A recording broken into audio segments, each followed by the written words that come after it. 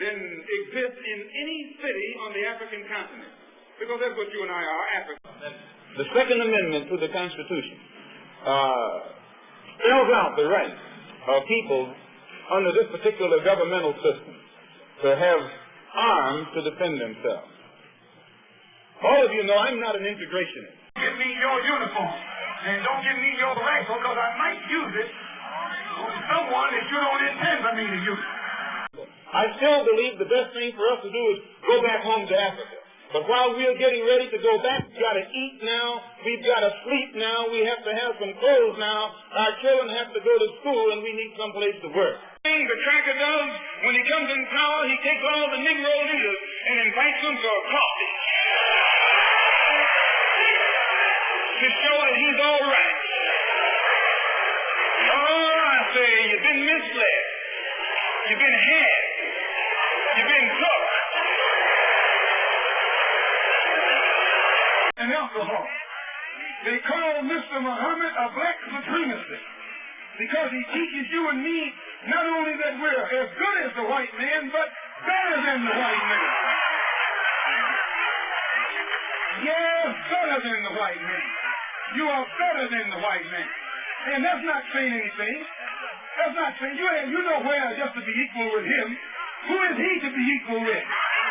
You look at his skin.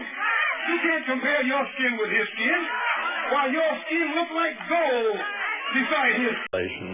You will never get real freedom and recognition between black and white people in this country without destroying the country. The dog is their best friend. The dog is their closest relative.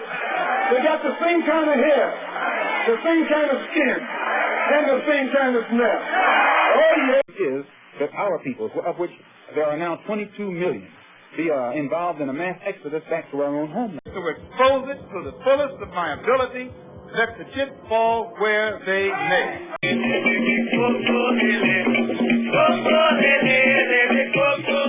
Do you really think the white man today is going to vacate his job like he vacated his schools and vacated his houses? Whereas the white man could cut out and leave you the house, or cut out and leave you the school, the white man just can't cut out and leave you that job. So you're going to have trouble. The kingdom is divided. It says that your days are numbered. It says that your time is up. And you've been found wanting. Something is missed. You haven't done the right thing by my people. And because you haven't done the right thing by my people, now I got to do the right thing by you. Your kingdom is got to go. They have in their hearts can be eliminated, and our people have to be re-educated so that we will know how to do something for ourselves instead of waiting for others to do it for us all the time. Well, how will that re-education be brought about? Well, just as in World War II, this country could use its news media to propagandize and make the whole American public love the Germans and the Japanese, rather love the Russians and the Chinese and hate the Germans and the Japanese.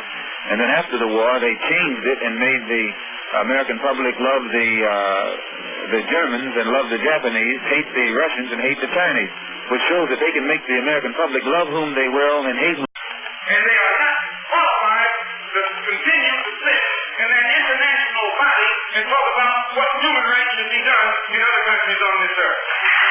Number one, the establishment. The Organization of Afro-American Unity shall include all people of African descent in the Western Hemisphere. In essence, what it is saying, instead of you and me running around here seeking allies in our struggle for freedom, in the Irish neighborhood or the Jewish neighborhood or the Italian neighborhood, we need to seek some allies among people who look something like we do. And once we get their allies, I'm doing to you.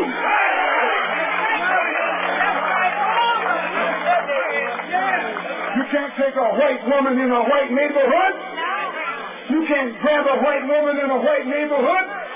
You can't even walk through a white neighborhood with a white woman. Why, what do you look like letting this blue-eyed thing walk around here? Are you Abraham Lincoln did nothing but trick the Negro, fool the Negro, and use the Negro, the same as every other politician who has been in the White House has been tricking and fooling and using the Negro as a political football ever since America has been America. We are African, and we happen to be in America. We're not American. Concern is my legal name. Would you mind telling me what your father's last name was? My father didn't know his last name. My father got his last name from his grandfather, and his grandfather got it from his grandfather, who got it from the slave master. The real names of our people were destroyed during slavery. Was there any line, any point in the genealogy of your family when you did have to use the last name, and if so, what was it? The last name of my forefathers was taken from them when they were brought to America and made slaves. And then the name of the slave master was given, which we refused. We reject that name. You find him using man paint, trying to look like you. That old tail thing. That old sickly looking thing. And today we see him like he is. There was a time when we used to drool in the mouth over white people. We thought they were pretty because we were blind. We were dumb. We couldn't see them as they are. But since the Honorable Elijah Muhammad has come and brought us the religion of Islam, which has cleaned us up and made us so we can see for ourselves, now we can see that old pale thing to look exactly as he looks. Nothing but an old pale thing. With that party, you're not only a chump, but you're a traitor to your race.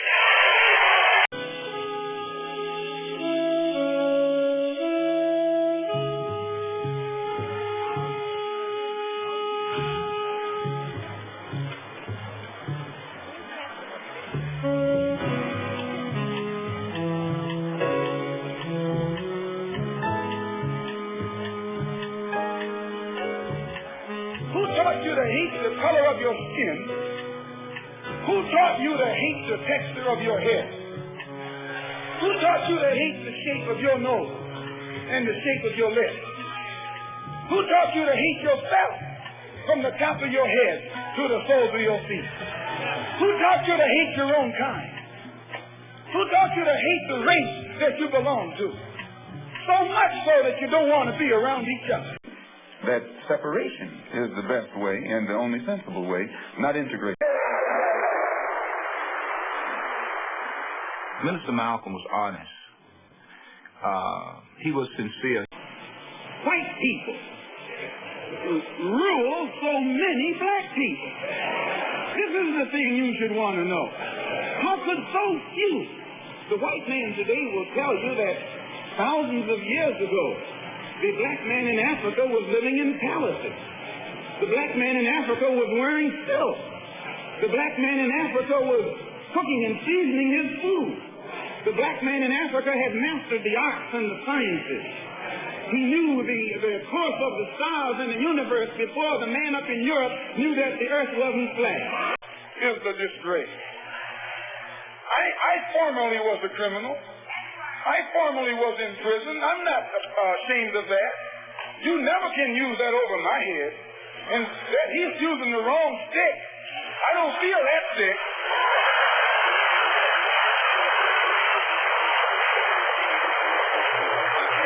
They charged Jesus with sedition. Didn't they do that? They said he was against Caesar.